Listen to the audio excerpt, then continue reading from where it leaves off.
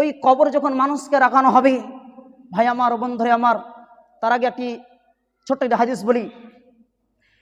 এক ব্যক্তি, আল্লাহ রাসূল সাল্লাল্লাহু আলাইহি সাল্লাম যখন একটি কবরের পাশ দিয়ে যাচ্ছিলেন, তখন ওই জায়গায় দেখি দুইখানা কবর রয়েছে। ওই জায়গাতে দুইখানা কবর রয়েছে। আল্লাহ রাসূল সাল্লাল্লাহু আলাইহি সাল্লাম জিজ্ঞাসা করলেন, এই কবরের মধ্যে অনেক কঠিন জটিল শাস্তি হচ্ছে কিসের জন্য? কবরের মধ্যে অনেক শাস্তি হচ্ছে দুইটি কারণের জন্য। এক, মানুষ দুনিয়ার বুকে কি করতো না?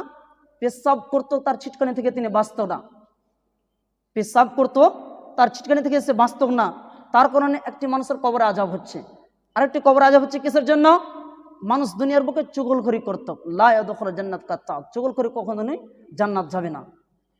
চুগলখড়ি করে বেড়াতো, চুগলখড়ি, একজনের কথা অপরজনের কথা লাগিয়ে বেড়াতো, ঝগড়া লড়াই মারপিট স্টার্ট করে দিত। এই চুগলখড়ির কারণে বাঁচছিল না, তার কারণে এদের কবরে কঠিন শাস্তি হচ্ছে।